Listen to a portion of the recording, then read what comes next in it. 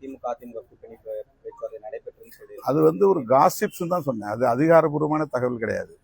யாரும் தனிப்பட்ட முறையில் அதிகாரப்பூர்வமாக இந்த தரப்பு தலைவரோ அந்த தரப்பு தலைவரோ இப்படி ஒரு முயற்சி எடுக்கிறோம், அதுக்கு நீங்கள் ஒத்துழைப்பு கொடுங்க அப்படின்னு யாரும் நம்மகிட்ட சொல்லலை. நான் மறுபடியும் சொல்கிறேன், இது காசிப்ஸ். எல்லா இடத்துலையும் பேசுறது தான். அதை வந்து ஒன்றும் ரகசியமாக 1 to 1 யாரும் பேசலை. 2 தனிநபர்களுக்கு இடையில பேசப்பட்ட செய்தி இல்லை. எல்லாம் கும்பலாக இருக்கிற இடத்துல தான் பேசுகிறாங்க. இது மாதிரி பேசுகிறாங்களா உங்களுக்கு தெரியுமா, இப்படி சொல்லிக்கிறாங்களா உங்களுக்கு தெரியுமா அப்படிங்கிற ஒரு காசிப்ஸ் தான். ஒரு கிசுகிசுப்பு அல்லது ஒரு முணுமுணுப்பு, அவ்வளவுதான்.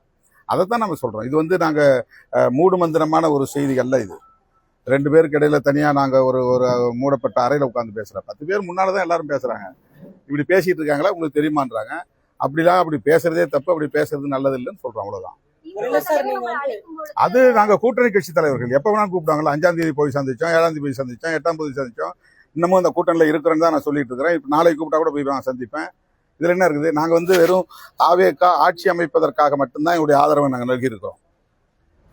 அங்கே வந்து 2 சீட்டில் வந்து ஒரு ஆட்சி அமைய முடியாமல் போயிடக்கூடாதுங்கிறதுனால, பிரசிடென்ட் ரூல் இங்கே வந்துடக்கூடாதுங்கிறதுனால, மறுபடியும் ஒரு தேர்தல் வந்துவிடக்கூடாது என்பதனால எங்கள் கூட இருந்த கட்சிகள், காங்கிரஸ், இடதுசாரிகள், இவங்கெல்லாம் ஏற்கனவே அவங்களுக்கு ஆதரவை நல்கி இருக்கிற சூழலில் 2 இடங்களால் ஒரு ஆட்சி அமைவதை விடுதலை சிறுத்தைகள் தடுத்து விட்டது என்ற குற்றச்சாட்டு எழுந்துவிடக்கூடாது என்கிற பொறுப்புணர்வோடு நாங்கள் அந்த முடிவை எடுக்கிறோம் என்று நான் வெளிப்படையாக சொல்லிவிட்டேன். வெளியிலிருந்து ஆதரவு, அன்கண்டிஷனல் சப்போர்ட், எந்த சூழலிலும் நாங்கள் வந்து அந்த அமைச்சரவையில் இடம்பெற மாட்டோம் என்பதை ஏற்கனவே நான் சொல்லியிருக்கிறேன். எங்க கட்சி தோழர்கள், முன்னணி தோழர்கள் அமைச்சரவை இடம்பெற வேண்டும் என்று இன்னும் பேசிக் கொண்டிருக்கிறார்கள், அது வேறு. ஆனால் ஒரு கட்சியின் தலைவர் என்கிற முறையில் நான் எடுத்த முடிவை அதிகாரபூர்வமாக செய்தியாளர்கள் சந்திப்பில் அறிவித்து விட்டேன். அந்த அறிவிப்பிலேயே சொன்னேன், நாங்கள் திமுக கூட்டணியில் தான் தொடர்கிறோம், எங்களுடைய ஆதரவை மட்டும் நல்குகிறோம் அப்படின்னு சொன்னேன். அங்க அந்த வட்டாரத்துல இப்படி எல்லாம் பேச்சு இருக்கு, உங்களுக்கு தெரியுமான்னு கேட்டாங்க, அவ்வளவுதான். ஆதரவு கடிதம் வழங்கினதுக்கு அப்புறம் நீங்க செய்தியாளர் சந்திப்புக்கு வர்றப்ப கூட உங்களுக்கு அழைப்பு வந்துச்சு, இது மாதிரி அதாங்க. அது ஒண்ணு நான் யாராவது அதிகாரபூர்வமா அழைச்சான்னு சொல்றேன். யாரோ பேசுறாங்க, வெல்விஷஸ் பேசுறாங்க, மீடியேட்டர்ஸ் பேசுறாங்க. பொலிட்டிக்கலா வந்து அது நடக்கத்தானே செய்யும். அவங்களுடைய சர்வைவல் இருந்து தானே அவங்க சிந்திப்பாங்க. அப்ப அந்த மாதிரி வந்து ஒரு குறிப்பிட்ட கட்சியினுடைய தலைவர் என்கிட்ட பேசினாரு, அல்லது அவரு பேசினாரு, இவர் பேசினாரு எங்கேயா சொல்லியிருக்கேன். காசிப்ஸ்ங்கிறது வந்து எல்லாரும் முன்னாலே நடக்கிற ஒன்றுதான். அது வந்து ஒன்றும் மூடு மந்திரம் கிடையாது. அதிகாரபூர்வமா அணுகல, அதுதான் செய்தி. அந்த மாதிரி வந்து இதை ஃபோர்ஸ் பண்ணி இப்படி நம்ம முடிவெடுப்போம், இதுக்கு ஒத்துழைப்பு தாருங்கள், அதை நாம செய்யலாம் அப்படின்னு எந்த தரப்புல இருந்தும் தகவல் இல்லை. இதெல்லாம் வந்து இடையில இருக்கக்கூடிய சில தலைவர்கள், ஏன் ஒரு தலித் முதலமைச்சர் ஆகக்கூடாது அப்படின்னு சில வெல்விஷஸ். இப்ப எங்க கட்சி பொதுச் செயலாளரே ஒரு ட்வீட் போட்டாரு. அதை ஒட்டி நிறைய நண்பர்கள்ட்ட பேசினாங்க. நாம அது வந்து சரியான அணுகுமுறை இல்லை அப்படின்னு நம்ம சொல்லிட்டோம். எங்க பொதுச் செயலாளர்கிட்ட கூட இந்த மாதிரி கருத்துக்களை நீங்க பதிவிட வேண்டாம், நாம இறுதியான ஒரு முடிவை எடுக்காத நிலையில இப்படிப்பட்ட கருத்துக்களை சொல்றது வந்து ஏற்புடையது அல்லங்கிறத அவர்கிட்ட உடனடியாவே நான் சுட்டி காட்டி இருக்கிறேன்.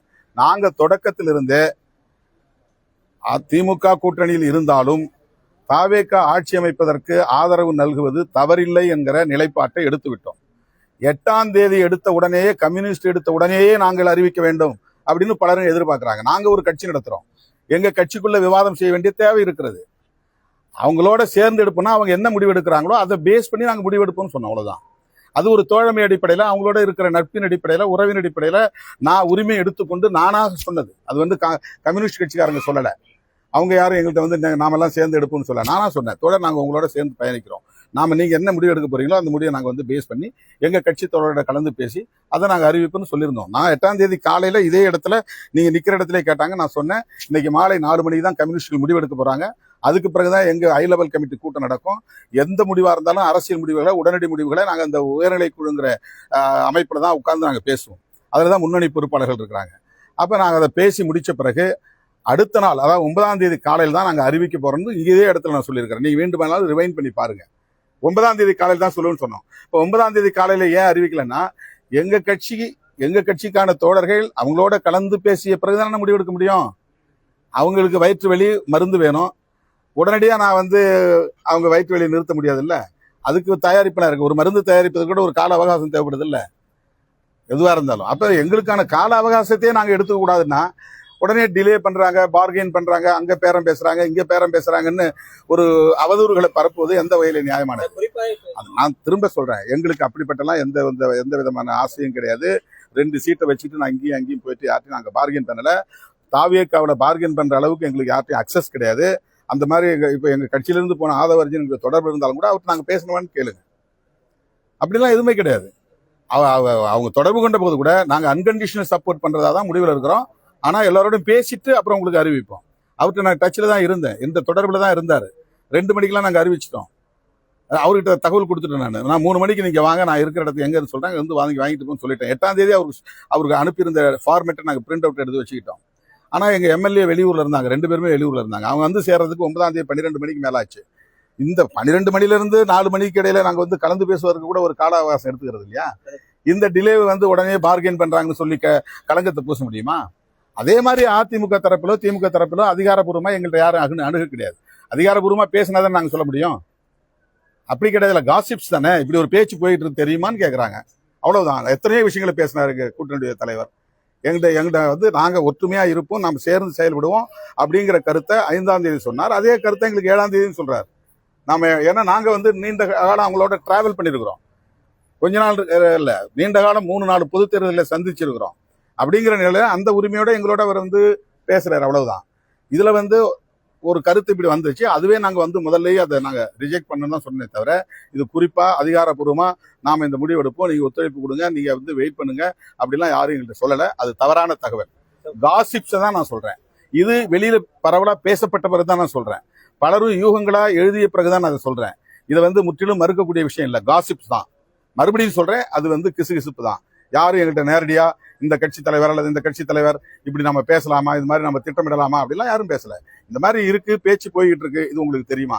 ஏன் இது வந்து ஒரு டிஸ்கஷன்ல வராத அந்த கருத்து? அவ்வளவுதான்.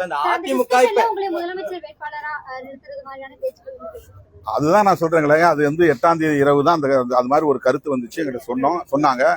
அது வந்து நான் வந்து ஃபன்னியா எடுத்துக்கிட்டேன். அவ்வளவுதான். தமிழ்நாட்டு அரசியல் வந்து சமூக நீதி மண் என்று சொன்னாலும், பெரியார் மண் என்று சொன்னாலும், இன்னும் சாதிய இறுக்கத்திலிருந்து விடுபடாத ஒரு மாநிலம். இங்கு அவ்வளவு இலகுவாக ஒரு தலித் வந்து முதலமைச்சராகிவிட முடியாது. அதெல்லாம் முற்றிலும் உணர்ந்தவன் நான். அது யாரோ சொல்றதை கேட்டுட்டு அதுக்காக நான் வந்து காத்திருக்கக்கூடியவன் அல்ல. நான் வந்து 35 ஆண்டு பொது வாழ்க்கை, 40 ஆண்டு பொது வாழ்க்கையில் இருக்கிறேன். 25 ஆண்டுகளா தேர்தல் அரசியல் களத்தில் இருக்கிறேன். தேர்தல் அரசியலுக்கு வந்து 25 வருஷம் ஆகுது. அதனால என்ன கிரவுண்ட் ரியாலிட்டி என்னங்கிறது எனக்கு தெரியும். அதனால யாரோ சொல்றது கேட்டுக்கிட்டு நான் வந்து ஒரு கற்பனையான வாழ்க்கைக்கு போக மாட்டேன். நாங்க அப்படின்னா நான் எதுக்காக கம்யூனிஸ்ட் போய் நானா போய் சொல்லணும்? ஏன் நான் கமிட் பண்ணணும்? எனக்கு அப்படி ஒரு ஆசை இருந்தா நான் வந்து என்ன நானே தனிமைப்படுத்திக்கிட்டு நாம பொறுமையா முடிவெடுப்போம், யாரோட நம்ம வந்து போய் சேர வேண்டாம், அவங்க எடுக்கிற முடிவு எடுக்க வேண்டாம் அப்படின்னு இருக்கலாம் இல்லையா? அல்லது பதவிதான் ஆசை நினைச்சா தாவேக்காவில காங்கிரஸ் முன்னால என்னால போய் கை நீட்டி இருக்க முடியாதா? எனக்கு வேண்டியவர்கள் அங்கே நிறைய நண்பர்கள் இருக்கிறாங்க, அவங்களோட என்னால் உறவாட முடியும், மறுபடியும் அவங்களோட பேச முடியும். அப்படி யார்கிட்டையும் நம்ம வந்து தொடர்பு கொள்ளலையே. உடனடியாக போய் அவங்கள்ட்ட வந்து நாங்கள் உங்களோட சேர்ந்துக்கிறோம், எங்களுக்கு ஏதாவது கொடுங்க அப்படின்னு நாங்கள் கேட்கலையா? கடைசி நிமிஷம் வரலாம் அவங்க வந்து எங்களுடைய லெட்டர் வேணும் அப்படிங்கிறது வந்து தொடர்பு கொண்டு கேட்டாங்க. ஆதவர்ஜன் கேட்டார். நான் சொன்னேன் 7ஆம் தேதி அவர் சந்திச்சுன்னு சொல்ல போனா 7ஆம் தேதி ஆதவர்ஜன் இந்த விஷயங்களை பற்றி அவர் எங்கள்கிட்ட பேசணும்னு சொல்லி விரும்பினாரு. என்னன்னு சொல்லுங்கன்னு கேட்டேன். காங்கிரஸ் வந்து இந்த மாதிரி எங்களுக்கு சப்போர்ட் பண்றாங்க, இதுக்கு ஒரே காரணம் செக்யூலர் ஃப்ரண்ட் கவர்மெண்ட்டை நாங்கள் உருவாக்கணும், ஒரு செக்யூலர் கவர்மெண்ட்டை உருவாக்கணும் அப்படிங்கிறது தான் எங்களுடைய ஆசை. அதனால நாங்கள் வந்து காங்கிரஸ், இடதுசாரிகள், உங்களை மாதிரி இருக்கிறவங்க இந்த கவர்மெண்ட்டை சப்போர்ட் பண்ணால் நல்லா இருக்குங்கிற விஷயத்தை அவர் எடுத்து சொன்னார். அவர் அப்படி சொல்லும்போது நான் சொன்னேன், இவ்வளவு நாளாக நாங்கள் உங்களை வந்து பிஜேபி ஆதரவு கட்சி இயக்கம் அப்படின்னு வந்து விமர்சனம் பண்ணியிருக்கிறோம், விடுதலை சிறுத்தைகள் விமர்சனம் பண்ணியிருக்கிறோம், திமுக பண்ணல, மற்ற கட்சிகள் பண்ணல. நான் வெளிப்படையா பேசியிருக்கிறேன். RSS பெற்ற பிள்ளைகள் அப்படின்னு சீமானவர்களையும் விஜய் அவர்களையும் நான் விமர்சித்திருக்கிறேன். எனக்கு அந்த டவுட் இருக்கு. அதனால வந்து இன்னைக்கு நீங்க எடுத்திருக்கிற முடிவு, அந்த அப்பவே நான் சொன்னேன், அந்த விமர்சனம் வேறு, இன்னைக்கு நாங்க ஆதரிப்பதாக எடுத்திருக்கிற முடிவு என்பது வேறு. இன்னைக்கு இருக்கிற நெருக்கடி நிலையில அவங்களுக்கு நாங்க சப்போர்ட் பண்றோம். நாங்க பேசிய விமர்சனங்கள் அல்லது அந்த மதிப்பீடு என்பது அப்படியேதான் இருக்கு. அதுல எங்களுக்கு எந்த மாற்று கருத்தும் இல்லைன்னு அன்றைக்கே சொல்லியிருக்கிறேன். அதையும் நீங்க திருப்பி வீடியோ எடுத்து பார்த்தீங்கன்னா உங்களுக்கு தெரியும். அதனால ஒரு கட்சிக்கு மக்கள் ஆட்சி அமைப்பதற்குரிய அளவுக்கான வாய்ப்பை தந்திருக்கிறார்கள். ஒரு 10 சீட்டு தான், 11 சீட்டு தான் குறையுது. அதனால எங்க கூட இருந்த காங்கிரஸ் உடனே போயிட்டாங்க, எங்க கூட இருந்த கம்யூனிஸ்டுகள் உடனடியாக முடிவெடுத்துட்டாங்க. எங்க கட்சி தேசிய கட்சியா இல்லாம இருக்கலாம், ஆனா எங்களுக்குன்னு ஒரு வடிவம் இருக்கு, எங்களுக்குன்னு ஒரு நடைமுறை இருக்கு. அந்த நடைமுறையை பின்பற்றி தான் நான் ஒரு முடிவு எடுக்க முடியும். நான் ஒன்றும் ஆட்டோகிராட் இல்லை. எங்க கட்சிக்குள்ள எந்த முடிவா இருந்தாலும் டெமோக்ராட்டிக்கா தான் நாங்கள் டிஸ்கஸ் பண்ணி தான் நாங்கள் எடுத்துருக்கிறோம். அப்ப அதுக்கான கால அவகாசத்தை எடுத்துக்கிட்டோம். இப்போ வாய்க்கு வந்தது 6 ஆளுக்கு வந்து பேசுறாங்க அப்படிங்கும்போது அதுக்கு உரிய விளக்கத்தை நான் கொடுக்குறேன். இந்த விளக்கத்துல வந்து இந்த சம்பவங்கள்லாம் நடந்ததுன்னு சொல்றேன். அந்த சம்பவங்கள் அதிகாரப்பூர்வமாக சொல்லப்பட்டவை அல்ல, ஃபோர்சிபிளா சொல்லப்பட்டவை அல்ல, ஒரு காசிப்ஸ் உங்களுக்கு தெரியுமான்னு கேட்டாங்க, அவ்வளவுதான். வருங்காலத்துல இப்ப அதிமுக தாவேக்காக ஆதரவு அளிக்கும் பட்சத்துல நம்மளோட ஆதரவு வந்து திரும்ப பெறப்பட மாட்டோம். ஏன்னா எது? இந்த அப்போ நாங்க எங்க தோழர்களோட கலந்து பேசி தான் முடிவு பண்ணுவோம். அதாவது அதிமுக வந்து ஊழல் கட்சின்னு சொல்லப்பட்டது யாரால்? திரு விஜய் அவர்களால். அதிமுக என்டிஏவில் பயணம் செய்த கட்சி, பாரதிய ஜனதாவோடு இன்றைக்கும் தீவிரமான நட்பை கொண்டிருக்கிற ஒரு கட்சி. அந்த கட்சியை சார்ந்த சிலர் அந்த கட்சியை உடைத்துக் கொண்டு வெளியே வந்து இந்த ஆட்சிக்கு ஆதரவு தருகிறார்கள் என்பதில் எங்களுக்கு ஒன்றும் பிரச்சனை இல்லை. அது அவர்களுடைய உட்கட்சி விவகாரம். ஆனால் அது குறித்தும் நாங்கள் எங்கள் கட்சியின் உயர்நிலைக் குழுவில் நிச்சயமாக கலந்து பேசுவோம்.